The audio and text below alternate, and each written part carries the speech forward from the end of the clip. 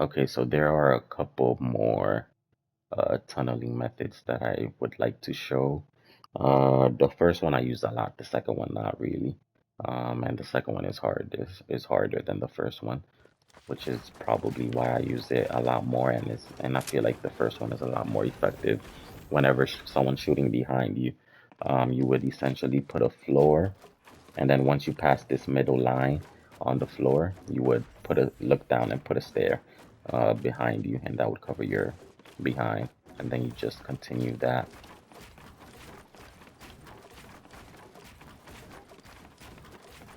And it would look something like that. Whenever you're doing this, you would not hold the stair because if you hold it, then you would just put a stair in front of you as well.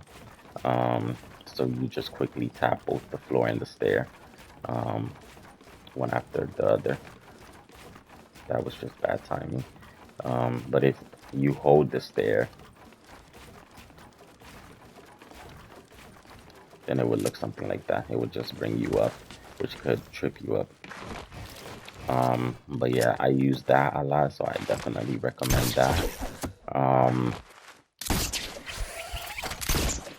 but then there's also the other version, which is whenever you're trying to cover your sides. And this one is harder and it's a lot harder to be consistent.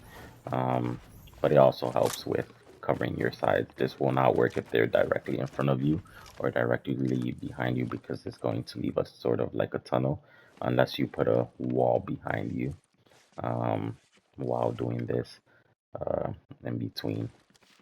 But essentially, you would put a floor, a wall, and then a stair while looking at the wall. The hardest part about this is movement, like knowing your character's movement and keeping their acceleration while doing it quickly. But it would look something like this.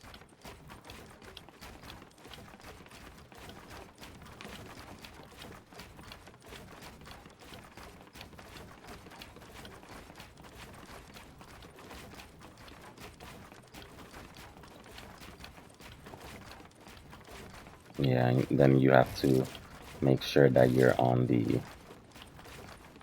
left side of the floor in order to put the stair.